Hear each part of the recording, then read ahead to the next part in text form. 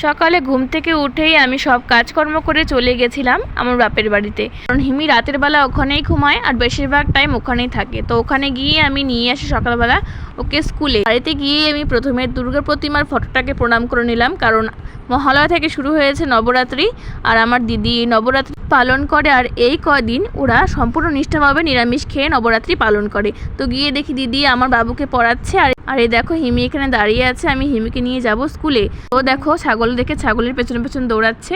মানে প্যান্ডেল শুরু হয়ে গেছে দুর্গাপূজার, আর মাত্র কটা দিন বাকি দুর্গাপূজার। প্যান্ডেল দেখেই মনটা আনন্দে ভরে যাচ্ছে। আর এখান থেকে আমি চলে গেছিলাম কালামাল দোকানে কিছু খরচা আনতে। এত সুন্দর রোদ উঠেছে, আর এই রোদ থেকে বাঁচতে পেঁপের ডান্ডি দিয়ে ছাতা বানিয়েছে। আর ওর পেঁপের ডান্ডি ছাতা দেখে এখন আমাদের বাড়ির বাচ্চারও সবগুলো ছাতা লাগবে, তো আমি বানিয়ে দিলাম। তো হিমিকে আনতে গেছিলাম স্কুলে, সেখানে গিয়ে দেখি স্টুডেন্ট চলে এসেছে স্কুল, আর আমাকে দেখে হিমি ছুটে আমার কাছে চলে এসেছে, আর আমিও হিমিকে নিয়ে বাড়িতে চলে এসেছি। এর মতো বাই বাই।